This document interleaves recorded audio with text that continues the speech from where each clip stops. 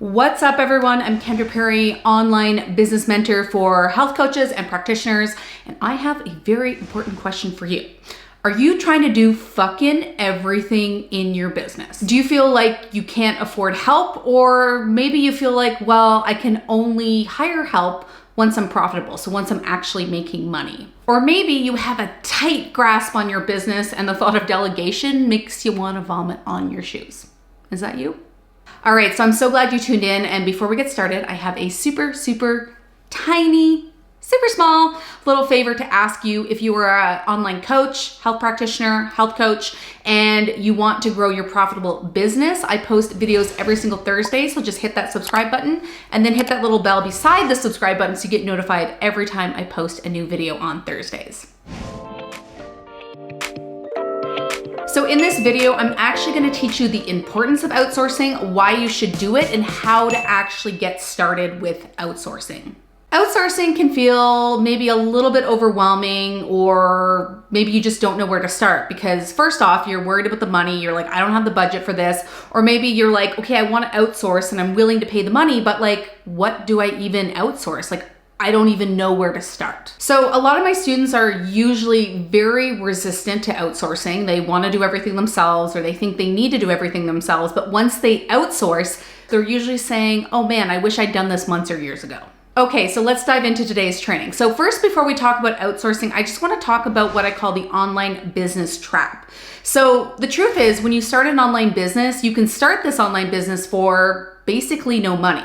Me personally, I had credit card debt. I think I spent a couple $100s to actually start my business.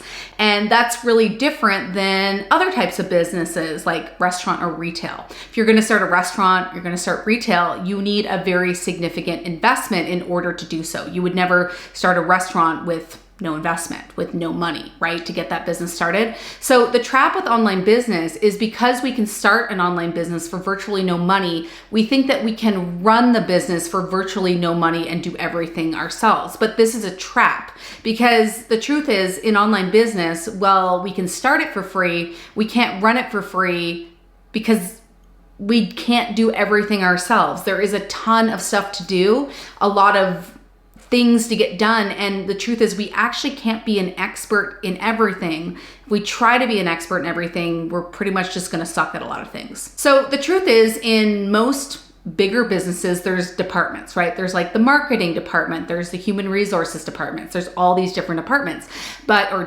but when you are new, you are every department, right? And that means you are trying to be good at customer service. You're trying to be good at, say, social media, marketing. You're trying to be good at customer care, all these different things. And the truth is, none of us have amazing skills in all of those things. And when we spend our time on things that we are just not good at, or maybe things we just fucking hate, we end up spending 10 times the amount of time it would take someone else to actually do that task. And that is literally so draining, so soul-sucking, because after you spend all this time doing something you hate, very rarely do you actually have energy or motivation to actually do the other things, maybe things you actually like, or things that actually make you money inside your business. Okay, so I want to take you through a super quick exercise. I've got a whiteboard behind me. I haven't filmed using a whiteboard before, so bear with me as I explain this to you. But what I want you to do is just pause this video, go grab a piece of paper, grab a pen or pencil, and then restart this video so that we can go through this together. So what I want you to do with that piece of paper is to make 4 quadrants. So just write a little T or a cross down the middle of the page, kind of like this, okay? And in this quadrant right here, you're gonna write things I fucking love and I'm fucking good at. So these are the things that you really love doing inside your business and you're also really good at, okay?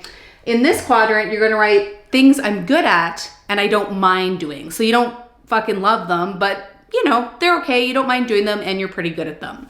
In this bottom left corner, you're gonna write things I'm good at, but I don't like doing. So these are the things that, well, you're good at, but you don't particularly enjoy doing them. And then finally, in this quadrant, you're gonna write things I suck at and fucking hate doing, okay? This is the soul crushing category. So when it comes to outsourcing, and I want you to populate everything in these 4 quadrants, like literally every single thing that you can think of and go through it and then see what you actually put inside this category, okay?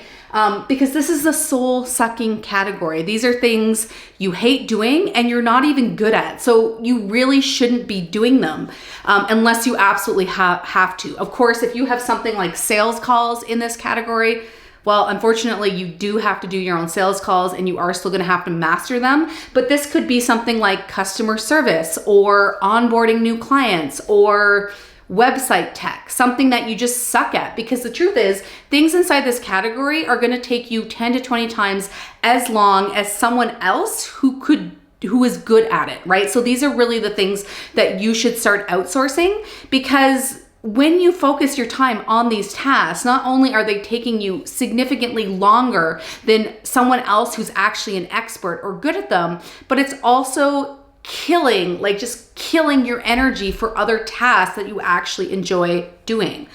These are literally, they're sucking your soul, right? So these are not things you should actually be working on, because you are literally taking away energy and time that you could spend on things that, well, you love doing, but also things that make you money, like your marketing, like your content creation, like working with clients, like acquiring new clients, doing podcasts, doing interviews, all these things that actually help you increase your visibility, get out in front of more people, and are hence your marketing strategy.